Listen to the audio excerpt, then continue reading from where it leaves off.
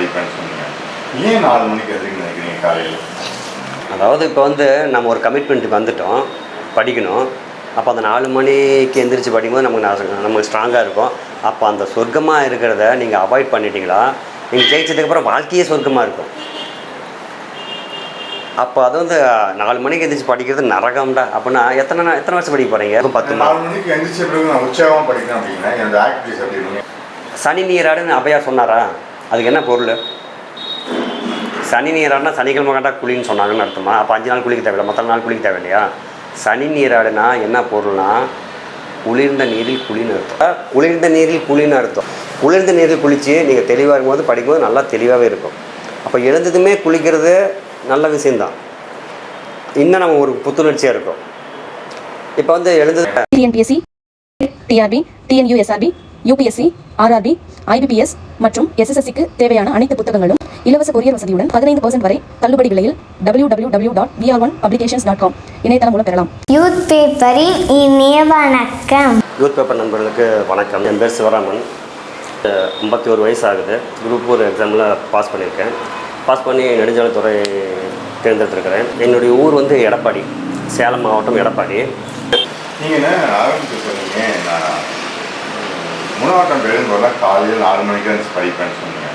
ஏன் 4 மணிக்கு எந்திரிக்கணும்னு நினைக்கிறீங்க காலையில்? சார் அதுக்கப்புறம் நான் வந்து நீங்கள் சொன்ன மாதிரி என் வீட்டில் வேலை இருக்குது, வீட்டில் குழந்தைங்க இருக்குது, அவங்கள கவனிக்கணும். அப்படிங்கும்போது அந்த 4 மணிக்கு எந்திரிக்கும் போது இவங்க தொந்தரவு இருக்காது.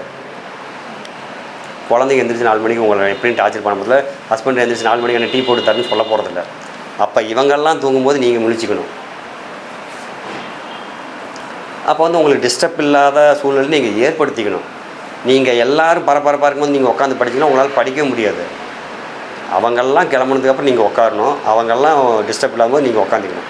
அப்போ தெளிவாக படிச்சுக்கலாம். ஆனால் 4 மணிக்கு தூக்குறது சொர்க்கம் தானே மைண்ட் செட்டுன்னு பார்த்தீங்கன்னா அதை எப்படி ஓவர் கம் பண்ணுறதுண்ணே? அதாவது இப்போ வந்து நம்ம ஒரு கமிட்மெண்ட்டுக்கு வந்துட்டோம், படிக்கணும். அப்போ அந்த 4 மணிக்கு எந்திரிச்சு படிக்கும்போது நமக்கு ஸ்ட்ராங்காக இருக்கும். அப்போ அந்த சொர்க்கமாக இருக்கிறத நீங்கள் அவாய்ட் பண்ணிட்டீங்களா, நீங்கள் ஜெயிச்சதுக்கப்புறம் வாழ்க்கையே சொர்க்கமாக இருக்கும். அப்போ அது வந்து 4 மணிக்கு எந்திரிச்சு படிக்கிறது நரகம்டா. அப்படின்னா எத்தனை வருஷம் படிக்க போகிறீங்க? ஜெயிக்கிற வரைக்கும் தானே. 2 வருஷம், 3 வருஷம், 4 வருஷம், 5 வருஷம், அதே போல் நீங்கள் ஜெயிச்சிருவீங்க கண்டிப்பாக. 4 மணிக்கு எந்திரிக்க பழகிக்கணும் அப்படின்னா என்ன செய்யணும்? என் மைண்ட் எப்படி டியூன் பண்ணிக்கணும்? 4 மணிக்கு எந்திரிக்கணும்னா கொஞ்சம் சீக்கிரம் படுத்துக்கணும். அது ரொம்ப முக்கியம். ஏன்னா நான் வந்து 12 மணிக்கும் படிப்பேன். 4 மணிக்கு எந்திரிப்பேன்னா 4 மணி நேரம் தூக்கம் 10 மணி. 4 மணிக்கு எந்திரிச்ச பிறகு நான் உற்சாகமாக படிக்கணும் அப்படின்னா என்னோட ஆக்டிவிட்டிஸ் எப்படி இருக்குங்க? 11 மணிக்கு படுத்துக்குவேன். 11 மணிக்கு படுத்துக்குவேன். அப்புறம் 4 மணிக்கு அலாரம் வைக்கும்போது அப்படியே எழுந்துவேன். எழுந்ததுமே டக்குன்னு எந்திரிச்செல்லாம் போக மாட்டேன். ஒரு 2 நிமிஷம் அப்படியே உட்காந்துருப்பேன். எந்திரிச்சு அப்படியே உட்காந்துருப்பேன். அப்படியே உட்காந்துட்டு அப்படியே என்னை வந்து தெளிவுபடுத்தி எழுந்து அடுத்து நான் என்ன பண்ணுவேன், ரெஸ்ட் ரூம் போவேன். அதுக்கப்புறம் என்னுடைய கை தானாக ப்ரெஸ்ஸுக்கு தான் போகும். அதாவது ஆட்டோமேட்டிக்காக என் கை ப்ரெஸ்ஸுக்கு தான் போகும். ப்ரெஸ் பண்ணுறதுனால நம்ம தூக்கத்தை இன்னும் கொஞ்சம் விரட்டலாம். அப்புறம் ஃபேஸ் வாஷ் பண்ணிக்கிட்டு வந்துடுவேன். அல்லது சில சமயம் குளிச்சிக்குவேன். இப்போ நான் இந்த குளிரில் குளிக்கிறேம்பாங்க. எனக்கு குளிரில் குளிர் ரொம்ப ரொம்ப பிடிக்கும். சுடு தண்ணிலாம் யூஸ் பண்ணவே மாட்டேன். சுடு தண்ணி யூஸ் பண்ணால் சோம்பல் படுத்தும். சனி நீராடுன்னு அவையா சொன்னாரா? அதுக்கு என்ன பொருள்? சனி நீராடுனா சனிக்கிழமை கண்டா குளின்னு சொன்னாங்கன்னு அர்த்தமா? அப்போ 5 நாள் குளிக்க தேவையில்லை, மற்ற நாள் குளிக்க தேவையில்லையா? சனி நீராடுனா என்ன பொருள்னா குளிர்ந்த நீரில் குளின்னு அர்த்தம். குளிர்ந்த நீரில் குளின்னு அர்த்தம். குளிர்ந்த நீரில் குளித்து நீங்கள் தெளிவாக இருக்கும்போது படிக்கும்போது நல்லா தெளிவாகவே இருக்கும். அப்போ எழுந்ததுமே குளிக்கிறது நல்ல விஷயந்தான். இன்னும் நம்ம ஒரு புத்துணர்ச்சியாக இருக்கும். இப்போ வந்து எழுந்ததுமே ஒரு பையன் சொல்லுவான், எழுந்து எனக்கு குளிக்கிறதோட நேரம் இல்லாமா, அடப்பாவி குளித்தாதான் நல்லா உட்காந்து படிக்கலாம். குளிக்கிறதோட நேரம்லாம் படிச்சுன்னா அப்படியே பேண்டு மூஞ்சி வச்சுக்கிட்டு படிக்கிறத பார்த்தா பெரிய அப்படிலாம் படிக்கக்கூடாது. எழுந்து ரெஸ்ட் ரூம் போயிட்டு ப்ரெஸ் பண்ணிவிட்டு முடிஞ்சால் குளிச்சுக்கணும். எந்த தண்ணியில்? குளிர்ந்த நீரில் தான் குளிக்கணும். குளிர்ந்த நீர்னா கொஞ்சம் தெளிவாக இருக்கும், நல்லா ஃப்ரெஷ்ஷாக இருக்கும். உட்காந்து படிக்கணும், தெளிவாக இருக்கும். நான் செய்த முறைகள் இதுதான். நான் என்ன சப்ஜெக்ட் படிக்கணும்? 4 மணிக்கு தமிழ், கண்டிப்பாக தமிழ். எடுத்துமே தமிழ். அல்லது தமிழ் ஓரளவு நான் ஓரளவு பண்ணிட்டேன் அப்படிங்கும்போது உங்களுக்கு பிடிச்ச சப்ஜெக்ட்னாவே தமிழாக தான் இருக்கணும், வேறு வழி இல்லை. ஏன்னா 100 கொஸ்டின் அது தான் கேட்குறாங்க.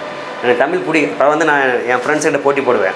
அவர் தமிழ் தான் ஸ்ட்ராங்கு, மற்ற சப்ஜெக்டில் இல்லை. டே வா சயின்ஸ் நான் படிக்காமல் எக்ஸாம் அட்டன் பண்ணுறேன், நீ தமிழ் படிக்க வரையாடா அப்படிம்பேன். தமிழை படிக்கலாம், அங்கே என்ன வேலை? நான் சயின்ஸை படிக்காமல் அட்டன் பண்ணுவேன் இப்போ கூட, ஏன்னா 5 கொஸ்டின் தான் கேட்பான். தமிழ் அப்படி இல்லையா, 110 கொஸ்டின் கேட்பான். அப்போ வந்து எழுந்ததும் படிக்க வேண்டிய சப்ஜெக்ட் என்னன்னு என்ன கேட்டால் தமிழ். ஹார்ட் ஒர்க்னால் என்னம்மா, இப்போ வந்து என்னென்னா எழுந்து திங்காமல் தூங்காமல் படிச்சுக்கிட்டே இருக்கிறது ஹார்ட் ஒர்க். அந்த மாதிரிலாம் பண்ணோமா மைனஸ் தான் ஆகும். ஸ்மார்ட் ஒர்க்கு தான், கஷ்டப்பட்டுலாம் படிக்கக்கூடாது. இப்போ வந்து இந்த டைமுக்குள்ளே இதை படிக்கணும், என்ன படிக்கணும் அப்படின்னு தேர்ந்தெடுத்து படிச்சுக்கணும். ஓவராக உடம்ப வருத்திக்கிட்டோ அலட்டிக்கிட்டோ படித்தோமா அது மைனஸ் பாயிண்ட்டாக தான் மாறும். அப்படிலாம் அலட்டிக்கூடாது. ஏன்னா நான் ஆரம்பத்தில் அப்படிலாம் அலட்டிக்கிட்டு படித்தேன். 2024 நான் வந்து டக்குன்னு 11 மணிக்கு தான் படித்தேன், 5 மணிக்கு எழுந்தேன், அவ்வளோதான். நான் என்ன பண்ணேன், படித்ததை மறுபடியும் ரிவிஷன் பண்ணேன்.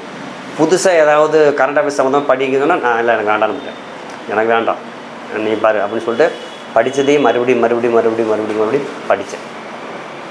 புதுசாக நான் எதுவுமே படிக்கலை. புதுசாக படிக்காதனால தான் குரூப் ஏவில் அந்த சிறப்பு தமிழ் புதுசு கேள்வி கேட்டதான் அதெல்லாம் எனக்கு தெரியவே இல்லை. ஏன்னா புதுசாக படிக்கலை. படிக்காமலே நம்ம வந்து 90-95 கொஸ்டின் கண்டிப்பாக போடலாம். ஏற்கனவே படித்ததை வச்சு புதுசாக படிக்கிறதுனால அது மைனஸாக தான் ஆகும். இப்போ நிறைய பேர் எக்ஸாமில் என்ன பெண்கள் தான் அதிகமாக பண்ணுவாங்க. என்ன பண்ணுவாங்கன்னா, நான் இன்றைக்கி எக்ஸாமு 9 மணிக்கு 8:30 விட்டுருவாங்க, அந்த 1/2 மணி நேரம் புக் எடுத்து வேகமாக படிப்பாங்க.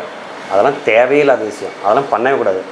நீ வந்து 1 வாரத்துக்கு முன்னாலேயே தயாராகிடணும் எல்லாத்துக்குமே. அதுக்கப்புறம் யாராவது இல்லை வேணாம் அப்படின்னு சொல்லி ஒதுக்கிடணும். மறுபடியும் நீ என்ன பண்ணலன்னா அந்த 1 வாரம் என்ன செட் பண்ணுறதுனா மறுபடியும் தமிழில் ரிவிஷன் பண்ணுங்கணும். நைட்டில் என்ன பண்ணலன்னா மேத்ஸ் போட்டு போகணும். மற்றதெல்லாம் அப்படின்னு பெருசாக நீங்கள் பண்ணிகிட்ருக்கூடாது. கால்ஃபர் வந்துட்டாவே நீங்கள் ரிவிஷன் தான் பண்ணணும். ஐயோ அது படிக்கல இது படிக்கலாம், அது உங்கள் தவறு. நீங்கள் எல்லாமே முன்னாடியே படித்து வச்சுக்கணும். சார் என்ன சொல்கிறது, நம்ம படித்ததை மறுபடியும் நம்ம தெளிவாக படுத்துறதுக்கு ஒரு டெஸ்ட் பேட்ச் நீங்கள் ஜாயின் பண்ணும்போது மறுபடியும் அவங்க உங்களை படிக்க வைப்பாங்க. இப்போ நம்ம நல்லாமே படிச்சிருப்போம், ஒரு புக்கு போடும்போது இப்போ என்ன படிக்கிறதுனே தெரியாமல் இருக்கும் சில சமயம். ஏன்னா எல்லாமே படிச்சிட்டோம், என்னடா மறுபடியும் என்ன படிக்கிறதுன்னு ஒரு கன்ஃபியூஸ் இருக்கும். அப்போ அந்த கன்ஃபியூஸ் போகிறதுக்கு என்ன பண்ணலாம், டெஸ்ட் பேட்ச். அப்போ அவங்க வந்து இந்த சப்ஜெக்ட் படிங்கன்னு சொல்லுவாங்க, நம்மளை படிக்க வைப்பாங்க. அப்போ மறுபடியும் அதை நம்ம படிக்கும்போது ரிவிஷன் ஆகிடும். அப்போ ஒவ்வொரு டெஸ்ட்டுக்கும் படிக்க மறுபடியும் ரிவிஷன் பண்ணுவோம். அந்த ரிவிஷனுக்கு தான் டெஸ்ட் பேட்ச். புதுசாக வந்ததுமே நான் டெஸ்ட் பேட்ச் போனால் அவங்களுக்கு ஒன்றுமே தெரியாது. 10-20 கொஸ்டின் கூட ஒழுங்காக போட முடியாது. எல்லாமே படித்தவங்க தான் டெஸ்ட் பேட்ச் ஜாயின் பண்ணி 90 கொஸ்டின், இப்போ தமிழாக 90க்கு மேலே போட முடியும்னா அவங்களால தான் முடியும். இந்த வருஷம் நான் படிக்க வந்தேன், உடனே டெஸ்ட் பேட்ச்லாம் ஜாயின் பண்ணக்கூடாது. நீங்கள் ஸ்டடி பிளான் போடுவீங்களா? போடுவேன். எப்படி உங்கள் ஸ்டடி பிளான்? ஸ்டடி பிளான்னா அதான் சார், காலையில் தமிழ், நைட்டில் மேத்ஸு, இடையில மற்ற சப்ஜெக்ட். ஏன் ஸ்டடி பிளான் போகணும்னு நினைக்கிறீங்க? ஸ்டடி பிளான் போகணும் என்ன இப்போ ஏன் நினைக்கிறீங்க அப்படி? அப்போ தான் சார் நம்ம தெளிவாக என்னென்ன படிக்கணும்னு நம்மளால் பண்ண முடியும். இப்போ வந்து இப்போ காலையில் எழுதுமே தமிழ் படிக்கும்போது வரிசையாக படிச்சுப்போம். 6வது பழைய புக்கு புதிய புக்குன்னு ஒவ்வொன்றா அப்படி முடிச்சுட்டே வருவேன்.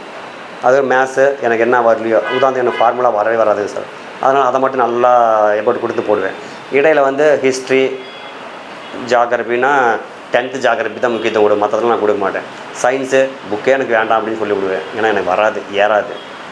ஏதோ கொஞ்சம் லைட்டாக 10th புக்கில் மட்டும் கொஞ்சம் லைட்டாக பார்த்துக்கிட்டு போயிடுவேன். அப்படி ஏதாவது படிக்கணும்னா காலையில் தமிழ், நைட்டில் மேத்ஸு ஒரு 2 மணி நேரமாவது 1 மணி நேரம்லாம் பத்தாது, ஒரு 2 மணி நேரம் கொடுக்கணும். அப்போ 8 மணிலேருந்து ஒரு 10 மணி வரைக்கும் மேத்ஸுக்கு நீங்கள் முக்கியத்துவம் கொடுக்கணும். அதுக்கு மேலே வச்சுட்டு மறுபடியும் வேறு ஏதாவது பண்ணலாம். ஒரு 11 மணி வரைக்கும், அவ்வளோதான். வீட்டில் வேலைகள் இருக்குது, பிரச்சனை இருக்குது, எல்லாம் இருக்குது. இப்போ வந்து உங்களுக்கு என்ன வேலை இருக்குது, வீட்டில் சமையல் பண்ணணும், துணி துவைக்கணும், குழந்தைகளை பார்த்துக்கணும், மற்றபடி. ஆனால் இந்த வேலைகள்லாம் நடக்கிறதுக்கு ஒரு ஆண் வந்து சம்பாதிச்சு கொடுத்தா தான் இந்த வேலை நடக்கும். இப்போ வந்து நான் வந்து சம்பாதிச்சு கொடுத்துக்கிட்டு ஃபேமிலிக்கு என்ன தேவையோ அத்தனையும் செஞ்சுக்கிட்டு தான் படித்தேன். நமக்கு சில வேலைகள் இருக்க தாங்க செய்யும், அதையும் செஞ்சு தான் ஆகணும். அதை செஞ்சதுக்கப்புறம் நம்ம என்னென்னா கான்ஃபிடண்ட்டாக உட்காந்து படிக்கணும். நிறைய பேர் பாருங்கள், சின்ன பொண்ணுங்க கூட மேரேஜ் ஆகி குழந்தைகள் நிறைய பேர் பாஸ் பண்ணியிருக்காங்க. ஏகப்பட்ட பிரச்சனைகள் இருக்கும். அதாவது வீட்டில் நான் படிக்கிறது டைம் இல்லை அப்படிங்கிறத விட சண்டை பிடிச்சிக்கிட்டு தாலி கழட்டி எரிஞ்செல்லாம் சண்டை பிடிச்சிருக்காங்க. ஆனால் அவங்களும் ஜெயிச்சிருக்காங்க. அதாவது நமக்கு பிரச்சனை இருக்குது அப்படின்ட்டு சொல்கிறது கூடவே கூடாது. பிரச்சனைகள் இருக்க தான் செய்யும், அதையெல்லாம் கடந்து நம்ம படிக்கணுங்கன்னு. நம்ம அதெல்லாம் காரணம்லாம் என்ன சொல்லுவோன்னா, அதாவது என்ன சொல்லுவாங்கன்னா, ஏற்கனவே நீ படிக்க மாட்டேங்கிற அப்படிங்கும்போது சரி அந்த 4 சவுத்துக்குள்ளே அவங்க ஃபேமிலியில் பிரச்சனை இருக்கும், அவங்க கஷ்டம் அவங்களுக்கு தான் தெரியும் அப்படின்னு நான் சொல்லிட்டு வந்துடுவேன். ஆனால் கஷ்டங்கள் இருக்க தான் செய்யும். யாருக்கு கண்ணு கஷ்டம் இல்லை? இப்போ வந்து உனக்கு வந்து சரி ஒரு டெஸ்ட் பேட்ச் போய் தான் இந்த பணம் கொடுக்குறது கூட இருக்கும். ஆனால் அது கூட தரத்துக்கு ஆள் இல்லாமல் இருப்பாங்க. எங்கள் வீட்டில் பணம் தரமாட்டேங்கிறாங்க சார், நான் வர முடியல அப்படின்னு. சரி ஓகேம்மா, நீ என்ன புக்கெல்லாம் படிச்சுட்டு அப்படின்ட்டு அவங்க படிக்கிறாங்க, ஜெயிக்கிறதான் செய்கிறாங்க. அதனால் வீட்டில் பிரச்சனைகள் வந்தாலும் அதோட முடிச்சுட்டு கடந்து வந்துடணும். அதையே நினச்சிட்டு இருக்கக்கூடாது. இந்த பிரச்சனைகள்லாம் கடந்து நம்ம வந்தோம்னா என்ன பண்ணணும்? ஜெயிக்கணும். அப்போ ஜெயிச்சிட்டிங்கன்னா ஒரு வேலைக்கு போய்ட்டால் நீங்கள் உங்கள் லைஃப் நல்லபடியாகவே இருக்கும். அதனால் பிரச்சனைகள் இருக்க தான் நீங்கள் வந்து அதெல்லாம் கடந்து தான் வந்தாகணும். கஷ்டம்னு சொல்லி உட்காந்துட்டே தான் இருக்கணும். இப்போ வந்து நான்லாம் என்னுடைய அனுபவத்தில் ஏகப்பட்ட கஷ்டம் பார்த்துருக்கேன். நான் கண்டிப்பாக என்னால் ஜெயிக்க முடியுமா? ஜெயிக்கவே முடியாதுன்னு தான் சொல்லுவாங்க. ஆனால் நான் வந்து என்னென்னா நம்பிக்கையை மட்டும் இழக்கலை. நம்பிக்கையோடு படிக்கணும். பிரச்சனைகள் இருந்தாலும் அது அப்போதைக்கு முடிச்சுட்டு கடந்து வந்துடணும். அப்புறம் ஜோதி, நீ சொல்கிறது தொய்வு ஏற்பட்டுச்சுன்னா நீ என்ன பண்ணனா, புக்கெல்லாம் முடிச்சு படுத்துக்க. விரட்டி படிச்சுன்னா செட்டே ஆகாது. படுத்துக்க, எழுந்து ப்ரெஸ் பண்ணிட்டு மறுபடியும் தமிழ் எடு, அல்லது உங்களுக்கு பிடிச்ச சப்ஜெக்ட் எடு. ஏன் நான் தமிழ் சொல்கிறேன், எனக்கு தமிழ் தான் பிடிக்கும். அப்போ வந்து தமிழோட உங்களுக்கு ஏதாவது வேறு சப்ஜெக்ட் பிடிக்குன்னா அதை எடுங்க. அப்போ வந்து அதான் நம்ம என்ன சொல்கிறது, இளையராஜா பாட்டு கேட்குறதும் அனிருத் பாட்டு கேட்குறது வித்தியாசம் இருக்குதுல்ல. அம்மா கூட இருக்கிறதுக்கு அப்பா கூட இருக்கிறதுக்கு வித்தியாசம் இருக்குதுல்ல. அது மாதிரி உனக்கு பிடிச்ச சப்ஜெக்ட் இருக்கிறதுக்கு வேறு சப்ஜெக்ட் இருக்கிறதுக்கு வித்தியாசம் இருக்கும். அப்போ உனக்கு பிடிச்ச சப்ஜெக்ட் இருக்கும்போது அம்மா கூட இருக்கிற மாதிரி இளையராஜா பாட்டை கேட்குற மாதிரி அப்போ நீங்கள் அதுக்கு முக்கியத்துவம் கொடுத்து படிங்க. எப்போ தொய்வு ஏற்படும் போது.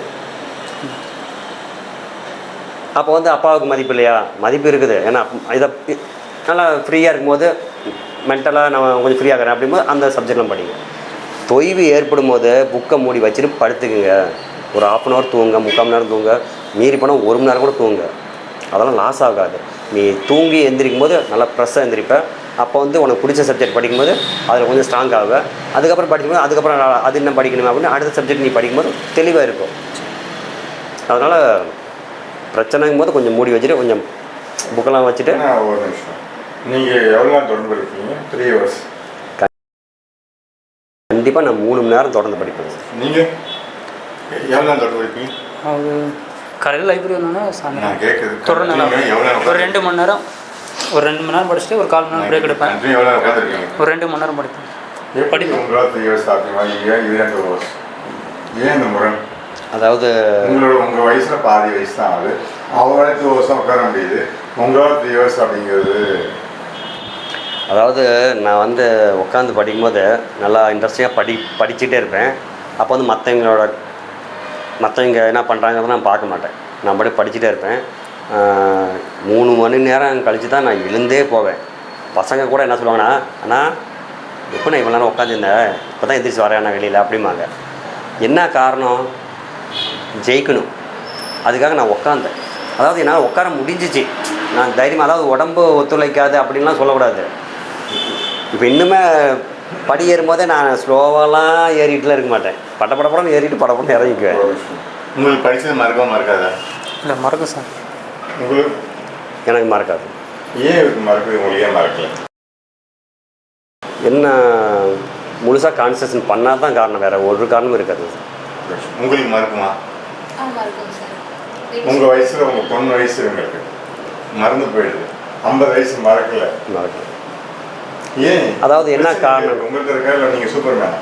அதாவது என்ன காரணம்னா, அதாவது மறுபடியும் படிச்சிருக்கணும். படித்ததை மறக்காத அளவுக்கு ஒரு ஷார்ட்கட் போட்டு நம்ம மனசில் ஞாபகம் வச்சுக்கணும். அப்போ வந்து மேக்ஸிமம் மறக்காது. அப்போ நீங்கள் அந்த மாதிரிலாம் அதாவது படிக்கிறீங்க, படிச்சுட்டு விட்டு தான் அதுக்கப்புறம் அதை அடுத்த சப்ஜெக்ட் போகும்போது இதை மறந்துடுவீங்க. இந்த படிக்கும்போதே மறுபடியும் படிக்கும்போது அது நல்லா மனசில் பதிஞ்சிக்கும்.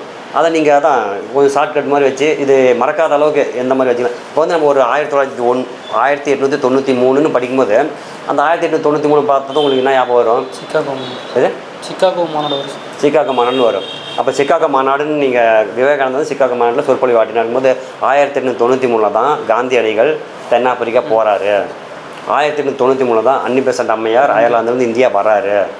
இரட்டைமலை சீனிவாசன் 1893 தான் அந்த ஒரு இயக்கத்தை தொடங்குவார். அப்படிங்கிறதெல்லாம் நீங்கள் ஞாபகத்துக்கு கொண்டு வந்துடணும். அப்போ இதெல்லாம் மறக்காது. நீங்கள் அதை மட்டும் படிச்சுக்கிட்டு விட்டுட்டிங்களா, அடுத்தது இது காந்திங்கும் போது அதை மறந்துடுவீங்க. அப்போ அது ஒரு வருஷத்தில் ஒரு 2-3 மேட்ருனா அதெல்லாம் நீங்கள் ஒருங்குபடுத்தணும், ஒரு இடத்துக்கு கொண்டு வந்துடணும்.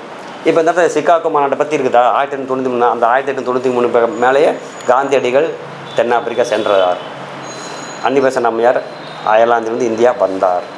இந்த மேட்ரு எழுதும்போது இந்த மேட்ரு இப்போ வந்து காந்தியடிகளை படிக்கும் போது அந்த 1893 படிக்கும்போது அங்கே வந்து சிகாகோ மாநாட்டில் விவேகானந்தர் கலந்துக்கிட்டார் அப்படிங்கிறத எழுதிக்கணும். அப்போ வந்து இது வந்து மறக்கவே மறக்காது.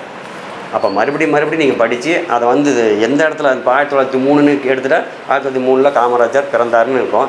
சரி, ஓகே, 1903 வேறு பரிதிமாரி கலைஞர் இறந்தார் அப்படின்னு நாங்கள் எழுதி வச்சுக்கணும். அப்போ இது வந்து மறக்காது. ஒரு விஷயம் உங்களுக்கு தெரிஞ்சுன்னா அது சம்மந்தப்பட்டது இன்னொரு விஷயம் இருந்தால் அதோட ஒருங்குபடுத்திக்கணும். அப்போ இதெல்லாம் நமக்கு மறக்கவே மறக்காது. அதாவது இந்த டிஎன்பிசியில் வந்து நான் ஏகப்பட்டது இழந்திருந்தாலும் நம்பிக்கை இழக்கலைங்க சார். அதனால் ஜெயிப்போம் அப்படின்ட்டு நம்பிக்கையோடு படித்தேன். TNPSC, TET, TRB, TNUSRB, UPSC, RRB, IBPS மற்றும் எஸ்எஸ்எஸ்சிக்கு தேவையான அனைத்து புத்தகங்களும் இலவச கொரியர் வசதியுடன் சலுகைக்கு மேல் சலுகையாக 15% வரை தள்ளுபடி விலையில் www.vr1publications.com இணையதளம் மூலம் பெறலாம். இதற்கான லிங்க் டிஸ்கிரிப்ஷனில் கொடுத்துள்ளோம்.